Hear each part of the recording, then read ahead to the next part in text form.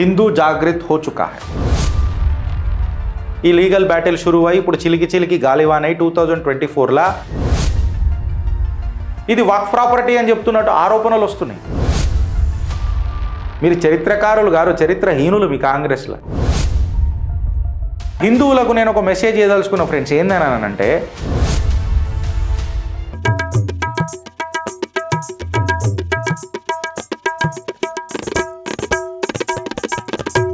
हिंदू जागृत हो चुका है. हिंदू जागृत हो चुका है. షిమ్లాలా పెద్ద ప్రొటెస్ట్ అయింది. అట్లెట్లా మస్జిద్ కట్టిర్రు. నేను షిమ్లా మస్జిద్ గురించి వెనకటికి మాట్లాడిన 2010లా ఈ లీగల్ బ్యాటిల్ షురూ అయ్యి ఇప్పుడు చిలికి గాలివానై 2024లా హిందూ జాగృత్ అయిండు. అఫ్కోర్స్ బీజేపీ వెనకటికి తప్పులు చేసింది. నేను మొన్న కూడా మాట్లాడిన ఏందనంటే, వారానికి 2 గంటలు నేను హిందూ అని మాట్లాడతలేను, భారతీయుడు అని చెప్పి మాట్లాడుతున్నా. ప్రతి భారతీయుడు వారానికి 2 గంటలు టైం భారత్ కోసం కేటాయించాలా, భారత్ కోసం ఆలోచించాలా, భారత్ వైభవానికి, భారత్ ప్రతిభకు, భారత్ పరాక్రమం నలు దిశలలో ఎట్లా కీర్తి ప్రఖ్యాతలు గాంచాలా లేదా ముంగడికి పోవాలా అని చెప్పి ఆలోచించేటట్టు మనం కూడా ఆలోచించాలా అని చెప్పి ప్రతిసారి నేను కోరేది అదే. ఇవాళ కొంచెమో గొప్పనో అది షిమ్లాలో మనకు కనబడుతున్నది.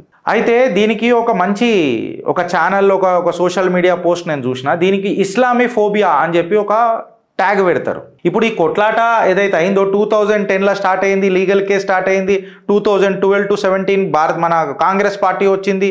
కాంగ్రెస్ పార్టీ ఏం చేయలే. మళ్ళీ 2017 నుంచి 2022 వరకు భారతీయ జనతా పార్టీ ఉండే. మళ్ళీ వాళ్ళు ఏం చేసినారు, నేను భారతీయ జనతా పార్టీని కూడా విమర్శించిన ఇక్కడ. కాకపోతే ఇవాళ దే టుక్ ఏ స్టాండ్. ప్రతి హిందూ బంధువు ఇవాళ రోడ్డు మీదకి వచ్చి హిందూ కా హక్ అని చెప్పి కొట్లాడినారు. అయితే దీనికి చాకచక్యంగా ఇస్లామోఫోబియా అని అంటారు కదా, అగో డరావా ముసల్మాన్ ఇవాళ ఈ ప్రాపర్టీని ఎన్నడూ లేనిది 2010 నుంచి 2024 దాకా లేనిది ఇప్పుడు దీన్ని వక్ఫ్లేస్తున్నారు. ఇది వక్ఫ్ ప్రాపర్టీ అని చెప్తున్నట్టు ఆరోపణలు వస్తున్నాయి. మీకు అర్థమవుతుందా ఇలా అడ్డమైన రాజకీయాలు ఎట్లుంటాయో? నేను కులేయం చెప్తా, మైనారిటీలలో ఈ ముస్లింలతోనే ప్రాబ్లం, ఇంకెవరితో ప్రాబ్లం లేదట. మనోడు పోయి సిక్కులని వేరే చేయాలని చూస్తున్నాడు తప్ప సిక్కులను ఊచకోత కోసిందే ఈ కాంగ్రెస్ పార్టీ. బగ్గ మండుతున్న టైర్లు, మంటలు పెట్టిన టైర్లను మెడలలో లేచి అలాని చంపిర్రు వీళ్ళు, ఈ అడ్డమైన కాంగ్రెస్ వాళ్ళు. మనకు తెలియదా? మనం చరిత్ర మర్చిపోయినామా? దీనికి రాజీవ్ గాంధీని అడిగితే, రాహుల్ గాంధీ వాళ్ళ అయ్యని అడిగితే రాజీవ్ గాంధీ ఏమని అన్నాడు, ఓ పెద్ద చెట్టు పడిపోయినప్పుడు చిన్న సపోర్ట్లు వస్తాయి, లైట్ తీసుకోవాలి మనం అని అన్నట్టు మాట్లాడతాడు. మళ్ళీ నీ కుటుంబానికి ఏమన్నా అయితే మేమెందుకు పెద్ద పరేషాన్ కావాలరా బాయ్, లైట్ తీసుకోవాలా? భారతీయుల కోసం ఎప్పుడన్నా కొన్ని సాక్రిఫైజులు చేయాలా? మీ సాక్రిఫైజులు కావు, మీరు చంపబడ్డారు. మీరు చరిత్రకారులు గారు, చరిత్రహీనులు మీ కాంగ్రెస్లో. బునాంచిరు మిమ్మల్ని పట్టుకొని ఎందుకు చేసిర్రు అట్లా? అది మీరు ఆలోచించుర్రు. మీరు త్యాగశీలులు అని మాట్లాడకూరు కాంగ్రెస్ వాళ్ళు. నేను గది మంటలేస్తుంది. ఇవాళ ఈ అపీజ్మెంట్, తుష్టీకరణ, సంతుష్టీకరణ అని మాట్లాడతాం కదా, అపీజ్మెంట్ పాలిటిక్స్ అని మాట్లాడతాం కదా, దీన్ని పెద్దపీట వేసింది ఎవరు? అయితే ఇలా హిందువులకు నేను ఒక మెసేజ్ చేయదలుచుకున్న ఫ్రెండ్స్ ఏందనంటే, ముస్లింలు ఒకటే దగ్గరికి అదేమంటారు ఫోకల్ పాయింట్ అయి ఓటేస్తారు. ఇలా ఓటు ఏంది తెలుసా? భారతీయ జనతా పార్టీకి ఎవడు విరుద్ధంగా ఉన్నాడు వాడిని కలుపుకుంటాడు. వాడు వీళ్ళ సైడ్ ఉన్నాడా లేదా అన్నది ఇంపార్టెంట్ కాదు వాళ్ళకు. భారతీయ జనతా పార్టీకి, ఆర్ఎస్ఎస్ ఐడియాలజీకి, సంఘ సిద్ధాంతానికి ఎవడన్నా వ్యతిరేకం ఉన్నాడా, ఆడు మనోడా వేరోడా వెనకటికి మనకి ఏం చేసిండు అన్నది ఇంపార్టెంట్ కాదు. వాళ్ళని ఫస్ట్ కలుపుకోవాలంతే. సో మీరు అప్రమత్తంగా ఉన్నారా అని అంటున్నా నేను. ఇల్లు గలబెట్టుకునే తత్వం చేసుకోకూరి గోడకు మచ్చబడితే. నేను అదే రోజు చెప్తున్నా మీకు. సో వీళ్ళు ఒకటే ఏం చేస్తారు, ఈ కన్సల్టేషన్ ఆఫ్ ఓట్స్ అంతా ఏం చేస్తారు అనంటే, ఇప్పుడు ఈ కాంగ్రెస్ గుద్దిరు, కాంగ్రెస్కి గుద్ది ఏం చేస్తారు, ఆడ వదిలిపెట్టరు. వాళ్ళని ఇలా హక్కుల గురించి కొట్లాడతారు. ఇప్పుడు వక్ఫ్ ఉన్నది, ఆ వక్ఫ్లో కాంగ్రెస్ మాట్లాడే దానికి దమ్మున్నదా? మాట్లాడతారా? తాతల ముత్తాతల కాడికి ముస్లింకి అగేన్స్ట్గా పోయే దమ్మున్నదా వీళ్ళకు? వీళ్ళు ఓటేసి ముస్లింలు ఓట్లు గంపగుత్తగా పడతాయని చెప్పి డిసైడ్ అయితే 24 మంది లాయర్లను పెట్టి రామ మందిరాన్ని ఆపనీకి ప్రయత్నం చేసిర్రు వీళ్ళు, రామ సేతును కూలగొట్టడానికి ప్రయత్నం చేసిర్రు వీళ్ళు, వక్ఫ్ బోర్డుకి జ్యుడిషియల్ పవర్స్ అంటగట్టిండ్రు వీళ్ళు, వర్షిప్ యాక్ట్లు తీసుకొచ్చిండ్రు వీళ్ళు, హిందూ కోడ్ బిల్ తీసుకొచ్చిండ్రు వీళ్ళు, మైనారిటీ కోడ్ బిల్ తెస్తానన్నది వీళ్ళే. మోప్లా ఇన్సిడెంట్, హిందూ నరకయాతనని, ఫార్మర్ ప్రొటెస్ట్ అని చెప్పి తయారు చేసింది వీళ్ళే. మైనారిటీ ఓట్ల కోసము, ముస్లింల ఓట్ల కోసము సంక నాకేటోళ్ళు ఎవరు? కాంగ్రెస్ వాళ్ళు. మళ్ళా Islamophobia, minorities are under threat. Who is ఇవాళ హిందూ అనేటోడు రోడ్ల మీదకి వచ్చి ఇలా ప్రొటెస్ట్ చేస్తున్నాడు అని అంటే భారతదేశంలో చేంజ్ అనేది మొదలైంది, మార్పు అనేది మొదలైంది.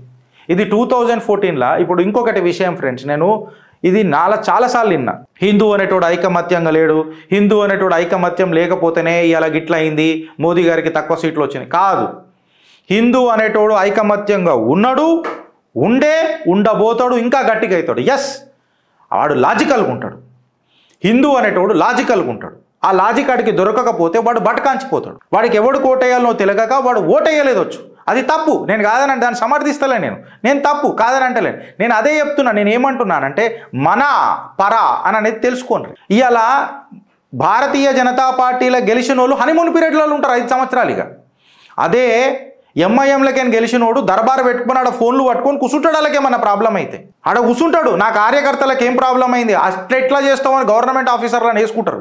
మనోళ్ళు హనీమూన్ పీరియడ్లలో ఉంటారు. ఈడ ఒకటి తేడా. అయితే వాళ్ళని పని చేసేటట్టు చేసేది కూడా ఈ ముస్లిం ఓటు బ్యాంకే. మళ్ళా తుమారకు బైగన్ बनाने जीता है हम लोग, जब हमारे को काम पे नहीं आते तो कई को जीते तुम लोग, हम उसी को ఓట్ करते जो हमारे लिए काम करता అని చెప్పి మాట్లాడతారు వాళ్ళు. మన దగ్గర ఈ ప్రశ్నించే తత్వం ఉన్నదా? లేదు. మనం ప్రశ్నించినాం అనుకో, అగో వాడు అట్లా మాట్లాడిండు, వీడు ఇట్లా మాట్లాడిండు, మళ్ళీ నువ్వు చేసేది సక్కంగా ఉంటే నాయకుడు లెక్క కార్యకర్తలు నీ మీద ఎందుకు మాట్లాడతారు? ఈ చైతన్యం రావాలా. హిందూ యూనిటీలో ఎప్పుడు లొల్లి జరగలే. 2014లో అదే హిందూ భావించిండు నా భారత్ని కాపాడుకోవాలని. అంటే నరేంద్ర మోదీ నేతృత్వంలో భారతీయ జనతా పార్టీకి మనం బటన్ ఒత్తాలని అన్నారు, ఒత్తిండ్రు. ఎస్, నరేంద్ర దామోదర్ దాస్ మోదీ ఈ దేశాన్ని మన టేబుల్ మీద ఉన్న అన్నాన్ని, మన పిల్లల జీవితాన్ని, దేశ సరిహద్దులను కాపాడే ఏకైక చెప్పనించికి ఛాతీ అని అనగానే మళ్ళొకసారి 2018లో బటన్ ఒత్తిండ్రు, ఫుల్ మెజారిటీ ఇచ్చిండ్రు. ఎప్పుడైతే సబ్కా సాత్ సబ్కా వికాస్ అనే ఢోంగు షురు అయిందో దేశంలో, ఇంటర్నేషనల్ అవార్డుల కోసం ఇమేజ్ కాన్షియస్నెస్ ఎప్పుడైతే షురు అయిందో, మనుషులు తప్పులు చేస్తారు. మనం వాళ్ళని అగో ఇది తప్పైంది, ఇది మాకు నచ్చలే అని చెప్పాలా. చెప్పకపోతే వాళ్ళు ఊహించుకుంటారు ఏదన్నా. ఆ ఊహాగానాలనే ఒక ప్రాబ్లం అవుతుంది. మనం ప్రశ్నించే తత్వం కోల్పోతాం. ఎందుకంటే మనం భజనకు దిగిపోతాం. భారతీయుడు ఎప్పుడు భజన పరుడు కాదు. బాంఛన్ బతుకులు భారతదేశంలో లేవు. దాన్ని మనకు రుద్దిండ్రు. భారతీయుడు ఎప్పుడు పోకటగానే ఉన్నాడు. ఇంకొక విషయం చెప్పాలనంటే, సనాతనంలో పుట్టిన ప్రతి హిందువు ఒక మాట చెప్తున్నా ఫ్రెండ్స్, ఇలా ఆడికి వాళ్ళు ప్రొటెస్టులు చేస్తున్నారు అని అంటే నాకు గర్వం అనిపిస్తున్నది. పీస్ఫుల్ ప్రొటెస్టులు చేస్తున్నారు వాళ్ళు. భారతీయుడు అనేటోడు, భారత్లో పుట్టిన సనాతన సంతానము హిందువు కొన్ని వేల సంవత్సరాల పాటు నరకయాతన అనుభవించిండు. కాకపోతే ధర్మాన్ని విడిచిపెట్టలే, తన నమ్ముకున్న దైవాన్ని మనసులకే తీయలే. నరకయాతన అనుభవించిండు, కాకపోతే నిలబడ్డాడు. ఇయ్యాల కాకపోతే రేపు కాకపోతే ఎల్లుండి హోప్ ఈజ్ బెస్ట్ స్ట్రాటజీ అని అంటారు. ట్రాజడీలు ఎన్నైనా తన స్ట్రాటజీ మార్చుకోలే. అది హిందూ అంటే. ఇవాళ అదే హిందూ 2014లో ఏకమైనప్పుడు ఏమైందో చూసిండ్రు.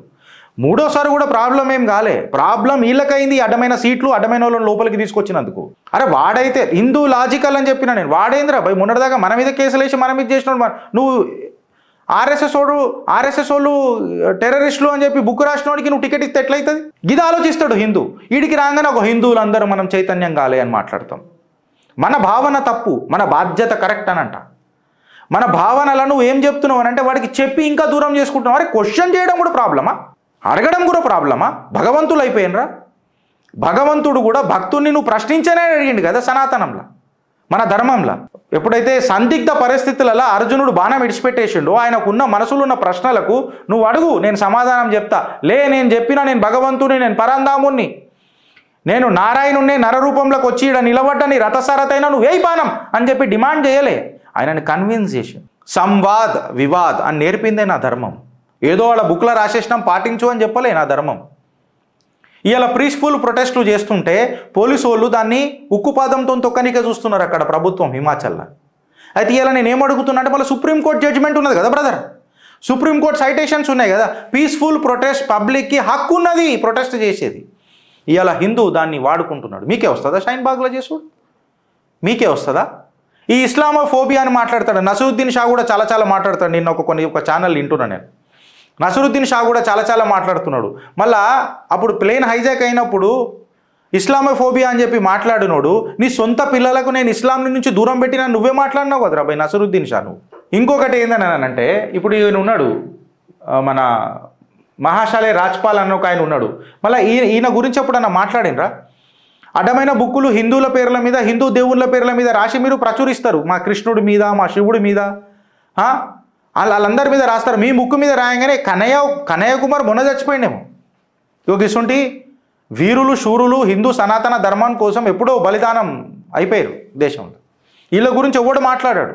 కేవలం ముంగటుకు వచ్చి మాట్లాడేటోళ్ళు కనబడతారు, వీళ్ళ మీద శివరాజకీయాలు చేసేటోళ్ళు. ఈ కార్యకర్తలు ఎవరు కనబడరు. ఏక్ పూల్ దో మాలీ కాడికేని ఇవాళ ప్రపంచాన్ని మనము డిక్టేట్ చేస్తున్నాము, ప్రపంచాన్ని ఆడిపిస్తున్నాం, గడగడలు ఆడిపించే పార్టీ లెక్క డెవలప్ అయినాము అని అంటే అది ఎడికేనైనాం, కార్యకర్తలకేనే అయినాం కదా. ఇలా అదే కార్యకర్తలు బయటకు వచ్చిండ్రు. ఇది ముందు చేసినుంటే ప్రభుత్వాలు కూలే అవసరమే ఉండదు కదా. నేనేమంటా అంటే కాంగ్రెస్కి కొన్ని వదిలిపెట్టుండ్రి, వాళ్ళ అవద్దల వాళ్ళే బొందల గడ్డలలో పడతారని అంట ప్రతిసారి. ఈ ఇస్లామోఫోబియా అనేది ఉంటుంది, ఖచ్చితంగా ఉంటుంది. ఎందుకు ఉంటుంది అని చెప్పి నేను ముచ్చట మాట్లాడే కంటే ముందు ఒక శుభవార్త మీకు అప్పచెప్తున్నా. ఇవాళ ఒక శుభవార్త అప్పచెప్తున్నా. ఏందని అంటే ఇవాళ ఎన్ఐఏ కోర్ట్ ఏదైతే పాన్ ఇండియా కన్వర్జన్ ర్యాకెట్లల్లా ఇలా పేర్లు ఏమేమి ఉన్నాయనంటే మన మౌలానా కలీం సిద్దికి ఇంకా ఉమర్ గౌతమ్ ఎవరైతే ఉన్నారో వీళ్ళని ఎన్ఐఏ కోర్ట్ కన్విక్ట్ చేసింది.